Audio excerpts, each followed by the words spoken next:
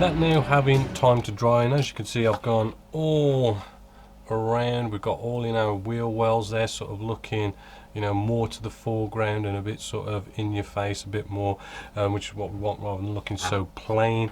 Now when it comes to this, what we want to do, we want to sort of go through the cleanup stage. With the cleanup stage, you want to get out some sort of odorless thinners. Pretty good idea to stick with the manufacturer. We have been using MIG, so we've got their enamel odorless thinners just here, which is MIG 2018 just there. Nice bit of thinners. You don't really want to go out and buy thinners from like a hardware store, because they can be really sort of strong and eat into your paint and stuff. Always best to spend that bit of extra money. So this process is pretty you know, kind of easy really. What we're going to do is we're going to sort of rehydrate the paint. So we've left the paint for about half an hour to dry, which is the beauty of enamel paints. They take so long to properly cure. So although they might seem a bit touch dry, you can rehydrate them again pretty sort of quickly, which means we can play around with them. So we've got our little piece just here. If we bring you in, and what we could do, just dip into the odorless thinners, make sure it's not our paintbrush isn't like soaking wet, and where have we got any mistakes, we can just dab at it. Right, as you can see there, we're just cleaning up a little bit just in there.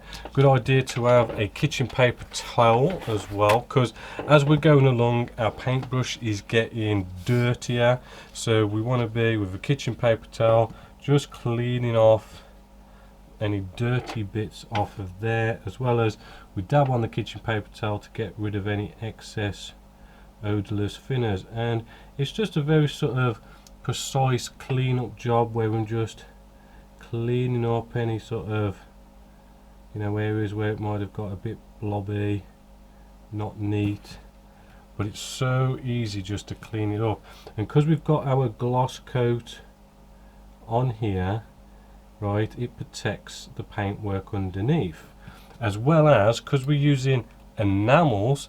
Enamels is like oil to water, they don't mix, so we got no real sort of cross contamination with, you know, all our paint work that we've already done. And as you can see, you can sort of clean it up rather nicely. Alright, you can even sort of feather it in if you wanted to as well, but just going to clean it up nicely, clean up any nasty areas, as you can see. So we're still going to be ending up keeping, you know, all that nice white paint underneath. It's going to look nice and clean, right? Because it's the one thing that, you know, with the ground crew, they do go around and they keep all the landing gear all nice and clean, right? And even these raised rivets running along here, I'll just sort of bring my brush across, make sure the brush is clean, and I suck up any sort of excess dirt that starts flowing around.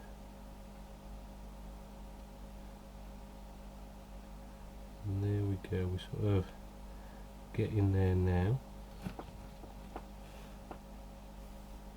Another sort of method we can use, cotton wool buds. We can dip our cotton wool bud into the odorless thinners, right, and then on our kitchen paper towel we just roll that along so it's not soaked in the thinners, and we can come along and sort of also do the same thing. We just wipe up any sort of nasty areas where it's not so clean, like so, just running it along,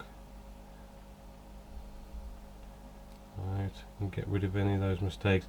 This is probably like the quickest way of doing it, although some of the more detailed areas of that tiny paintbrush is probably the best way to go. But as you can see, we could just clean up any sort of problem areas and get that all good. I did put a blob in that little hole there, but it just looks a little bit off, so no big deal. I'm just going to completely clean that up. So as you can see, although that paint had looked like it had dried, You could completely remove it if you want, if you don't quite like it. Don't forget to turn it over, make sure nothing has gone on the other side. Right, and there you go, there's another one done. Same inside. Our wheel well's just here. Had a big blob go down there, no worries. You know, we can clean that up with a cotton wool bud. Probably get most of it up. Cotton wool buds do get a bit dirty after a while. As you can see, it's starting to just spread it, so you know, maybe just cut to the paintbrush.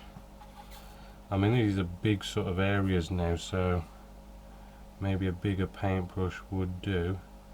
But if you just come in there, you can sort of push the paint into all the recessed panel lines, clean them up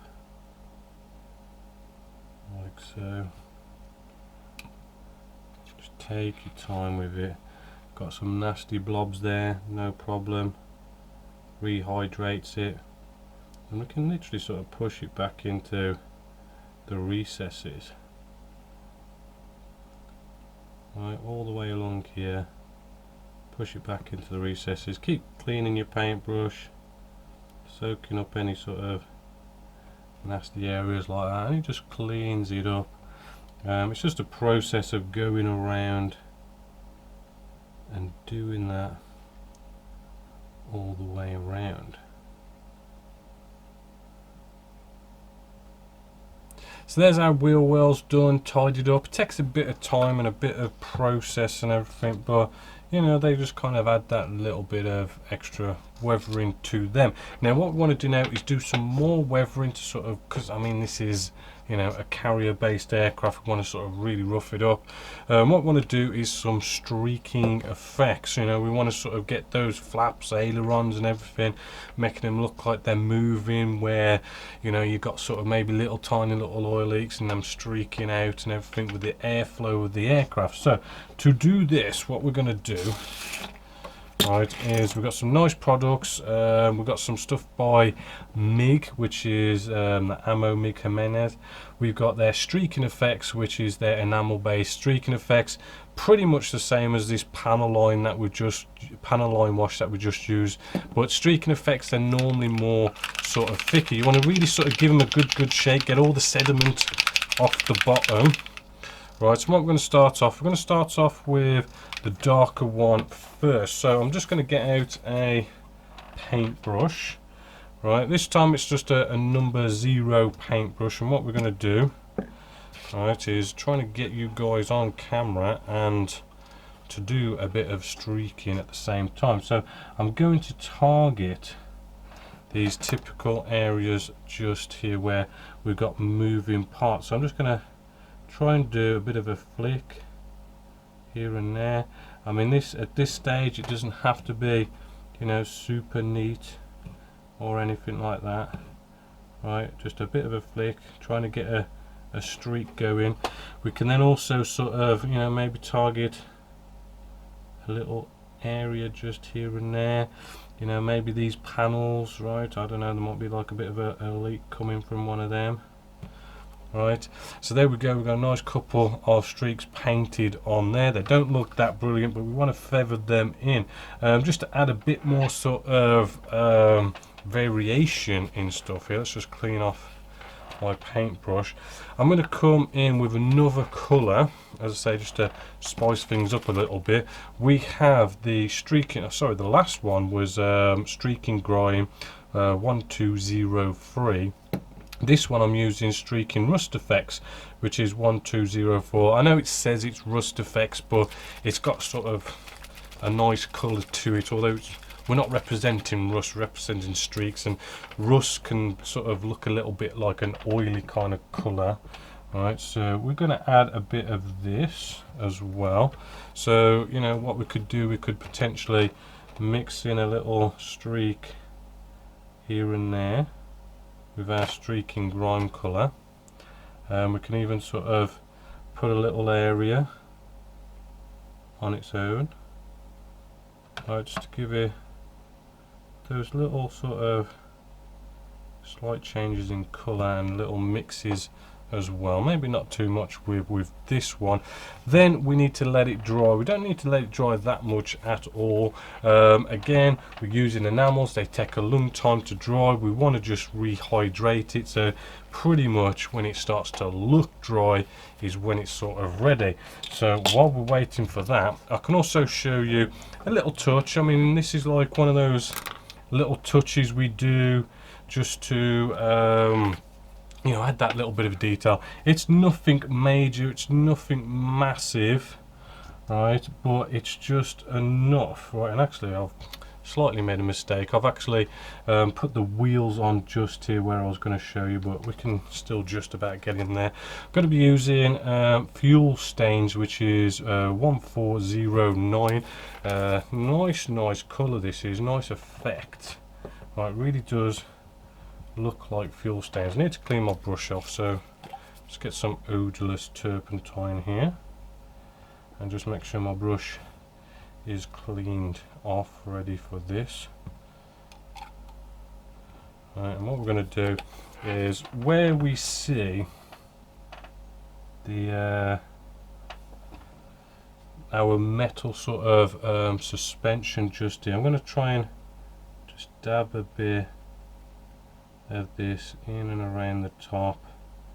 As I say, it's really sort of like a tiny little bit.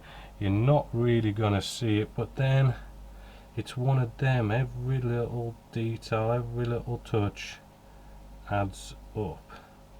Right, and again we can sort of feather that in at a later date, just like pretty much the same as just the same as what we did with our wheel wells just here. You know, you add that bit of thinners, feather it in, and make it look sort of nice and neat. But it also has a bit of a shine to it as well, to sort of represent liquid and stuff. Nice little touch, nothing major, but every bit helps.